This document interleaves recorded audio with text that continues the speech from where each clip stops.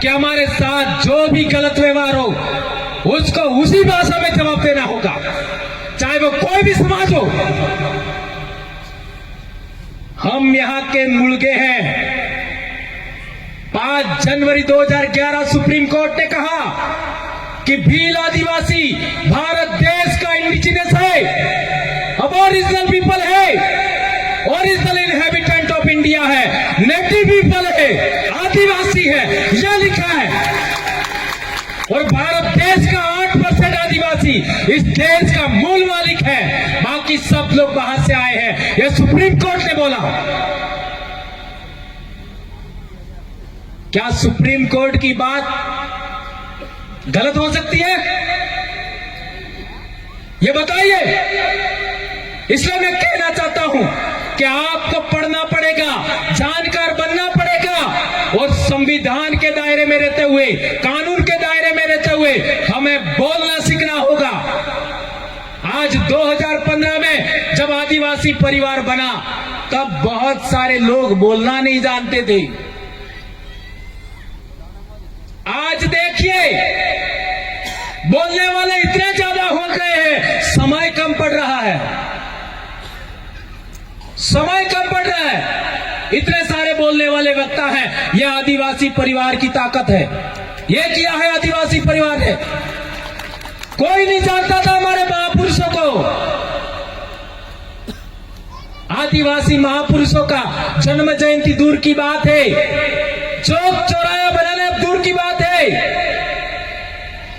लगातार 10 साल के आसपास होना आया, इतना बड़ा जन जागरण चला और पिन पॉइंट जानकारी दिया।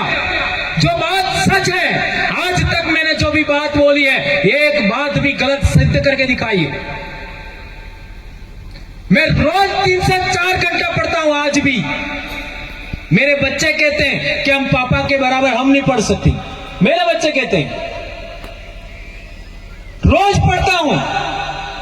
मेरे समाज को कौन सी जानकारी मुझे देनी है जो आने वाले समय में दूसरे लोग दे पाए या ना दे पाए, इतना पढ़ पाए या ना पढ़ पाए, वो सब जानकारी हम जुटाते हैं और फिर आपके बीच में रखते हैं।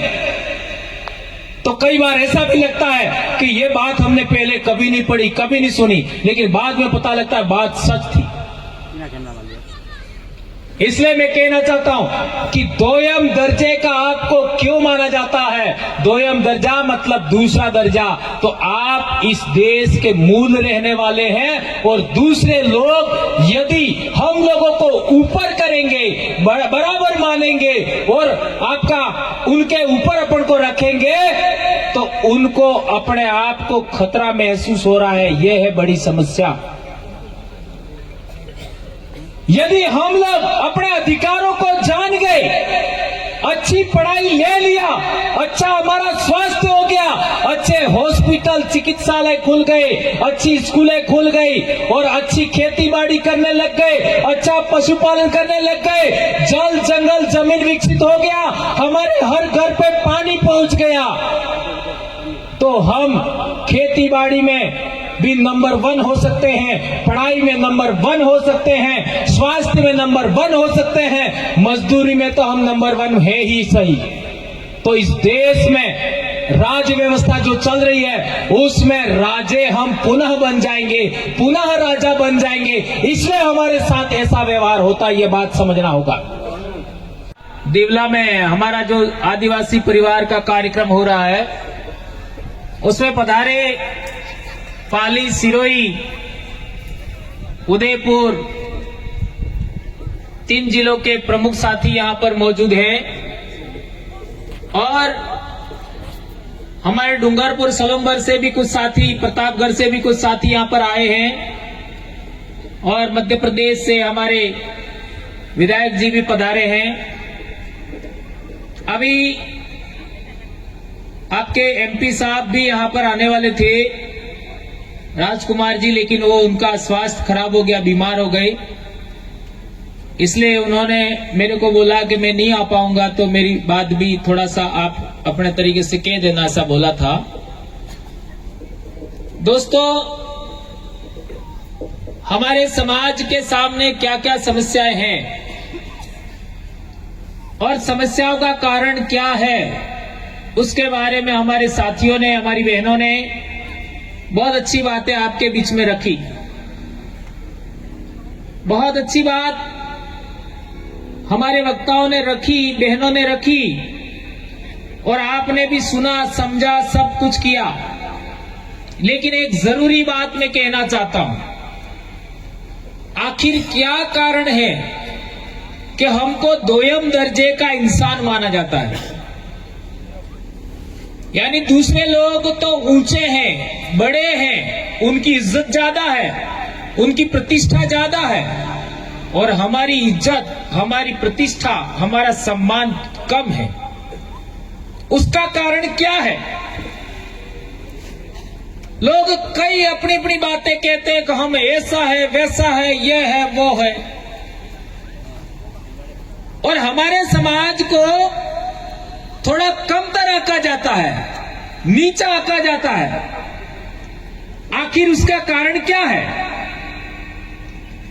आप लोगों ने देखा होगा कि अपने इलाके में जो बच्चे स्कूल छोड़ देते हैं 9वीं 10वीं के आसपास, वे बच्चे अक्सर उल्टे सीधे बाल काटते हैं, 1 1.5 लाख की गाड़ी लाते हैं, और फिर फास्ट गाड़ी चलाते हैं, एक्सीडेंट भी हो जाते हैं। अपन बहुत कुछ समझाते हैं, इसके बावजूद भी बच्चे नहीं समझते हैं, बात नहीं मानते, और इस बीच में कुछ बच्चों का एक्सीडेंट होकर के मृत्यु भी हो जाती है। ये पूरे आदिवासी बेल्ट के अंदर आप किसी भी राज्य में चले जाओ, मध्य प्रदेश में जाओ, यही समस्या मिलेगी। गुजरात में देखो, राजस्थान में देखो, कहीं पर भी चले जाओ, जो बच्चे ने स्कूल छोड़ दिया 8वीं से लगा करके 11वीं के बीच में, वो बच्चे अक्सर ऐसा ही करते हैं, क्योंकि वे बच्चे अपने आप को पढ़ाई के काबिल उन्होंने नहीं माना, यानी वो उस योग्य नहीं बन पाए, तो वो दूसरे मामले में कंपटीशन करते हैं। हमें हो कहीं कम हो, हम किसी से कम है क्या? तो जो उनकी पीढ़ी के बच्चे जो पढ़ाई में आगे बढ़ जाते हैं, वो उधर पढ़ाई में आगे बढ़ते हैं, ये अपने आप को रोब झाड़ने के लिए, इस तरीके से मैं किसी से कम हूं क्या, ऐसा दिखाने के लिए ऐसा बच्चे करते हैं। उसका कारण क्या है? उसकी भी जड़ में आप देखोगे तो हमारा समाज है वो स्वाभिमान के साथ जीवन बसर करने वाला समाज है। तो वो अपनी आशाओं, आकांक्षाओं, इच्छाओं के अनुरूप जब काम नहीं कर पाता है, तो वह दूसरे तरीके से अपने स्वाभिमान को दिखाने की कोशिश करता है। क्योंकि उस समय बच्चों को इतनी समझदारी नहीं होती है, इस वजह से वो अपना स्वाभिमान को जिंदा रखने के लिए, आगे बढ़ाने के लिए कि मैं भी किसी से कम नहीं हूं, यह दिखाने के इस तरीके की प्रतिस्पर्धा करता है। तो मैं कहना चाहता हूं, पहली बात तो हमारे बच्चों को पढ़ाई करनी है और जितना पढ़ सके उतना पढ़ाना है। हमारी बहन शांता ही ना बता रही थी पढ़ाई के बारे में। यह बात आप हमारे आने से पहले भी दूसरे साथियों ने कहा होगा, हमें हर बेटी को पढ़ाना है, हर बच्चे को पढ़ाना है, और यदि बेटी को पढ़ाओगे तो बाप का परिवार भी देखेगी और अपना परिवार भी देखेगी। इसलिए जितने साथी यहाँ पर आए हैं, अपनी बेटियों को पढ़ाना ही है। इस इलाके के अंदर हमारी पढ़ाई का स्तर बहुत कम है। कोटड़ा की हालत तो और ज्यादा खराब है। वहां के स्कूल और चिकित्सालयों के क्या हालत है, अखबार में आता है।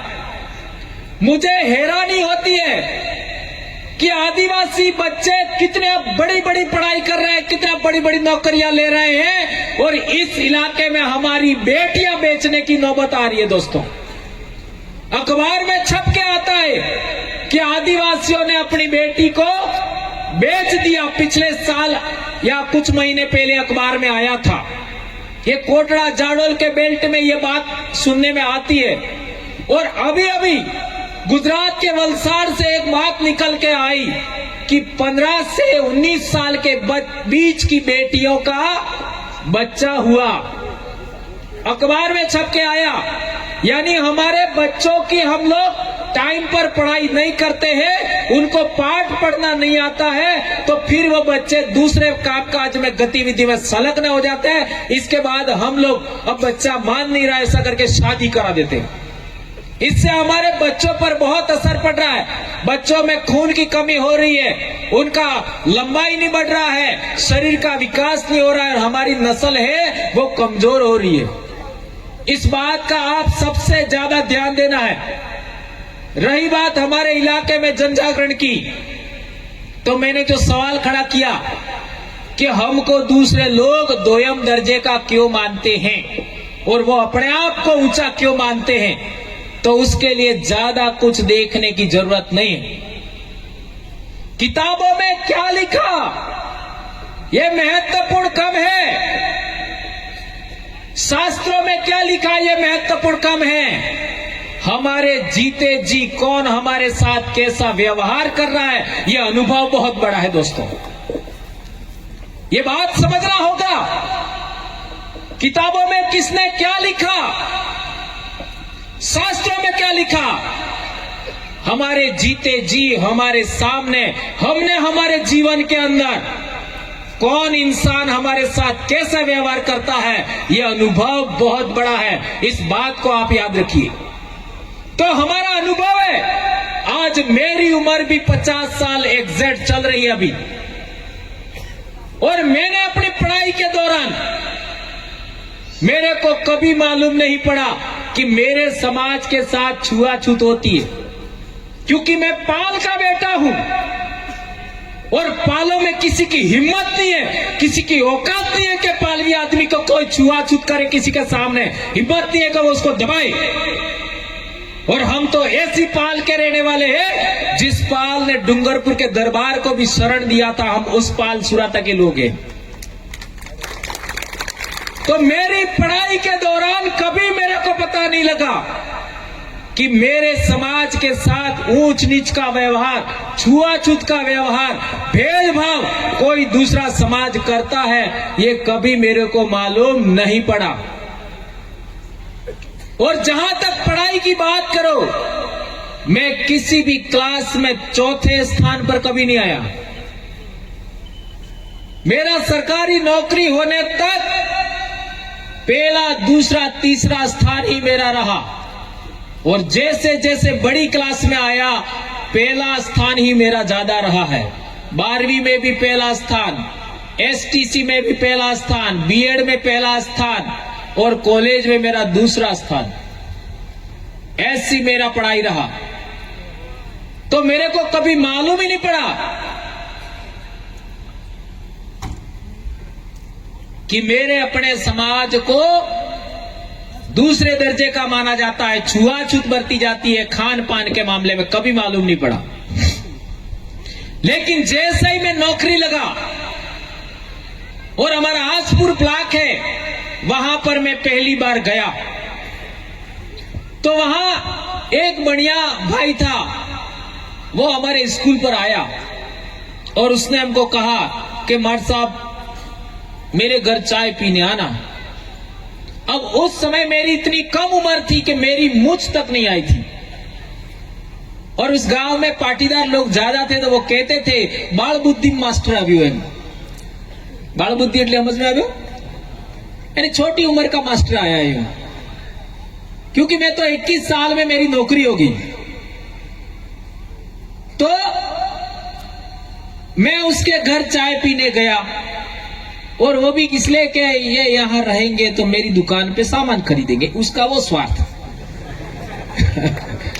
तो हम लोग 3-4 लोग गए, अब चाय पिलाई तो कप उन्होंने, उसके वाइफ ने वो वहीं पर नीचे रख दिए। अब ऐसा मेरे साथ में कभी हुआ नहीं था, तो मैंने, हमारा एक दूसरा साथी था, उसको पूछा कि ये अंदर क्यों नहीं लेके गए, तो उसने बताया कि यहाँ ऐसा ही होता है, ये दूसरे समाज के लोगों के साथ ऐसा करते हैं। तो मैं तो बहुत पाली आदमी था, तो गुस्से हो गया मैंने उस बढ़िया को ऐसी लताड़ लगाई सेम टाइम कि तुम्हारे घर पे जो सुविधा है ना उससे ज्यादा मेरे घर सुविधा है। तुम्हारे घर में जितनी पढ़ाई नहीं है उससे ज्यादा तो मेरे घर में पढ़ाई है। तुम्हारे पास जितनी जमीन नहीं है ना उससे ज्यादा मेरे पास जमीन है। और मेरे घर में मैं छठवां आदमी हूं जो नौकरी कर रहा हूं। मेरे दादा भी पढ़े लिखे हैं, मेरा बाप भी पढ़ा लिखा है। ऐसा करके मैंने उस समय जो आए वो ठोक दिया। अब बेचारा वो तो हाथ जोड़ने लग गया, क्योंकि वो तो शायद ऐसा नहीं करता, लेकिन उसके परिवार में जो चलता था तो उसके वाइफ ने ऐसा कर दिया। तो उसके वाइफ को भी बाद में थोड़ा सा रियलाइज हुआ कि मर्द साहब कह रहे हैं तो हमको ऐसा नहीं करना चाहिए था। अब बेचारे वो लोगों ने माफी भी मांगी और इसके बाद में उन्हीं के मकान में मैं रहा। और उनके घर में कभी भी छाछ बनती छाछ दे जाते, घी बनता तो 1 कप घी मुफ्त में दे जाते। सोचिए, ये घटना मैंने आपको क्यों सुनाई? मैंने 1 मिनट भी वो बात स्वीकार नहीं की, सहन नहीं की, तत्काल रिएक्शन किया। यदि आपके साथ में गलत व्यवहार होता है और आपने तत्काल रिएक्शन किया होता तो आज आदिवासियों की यह दशा नहीं होती। हम लोग सहन करते हैं, हम लोग भेदभाव झेलते हैं, शोषण झेलते हैं, यह हमारी गलती है। हमें तत्काल रिएक्शन करना चाहिए, एहसास दिलाना चाहिए कि तुम हमारी रोटियां खा रहे हो, हमारे इलाके में रह रहे हो, हमारे बाप दादाओं की जमीन पर तुम रह रहे हो, हम तुम्हारे बाप दादाओं की जमीन पर नहीं रह रहे। ये बात आपको बोलना चाहिए था। आप लोगों ने ऐसी बातें नहीं बोली, आप लोगों ने सहनशीलता बरती, इसलिए आपको 2 दर्जे का माना जाता है। ये बात समझना होगा दोस्तों।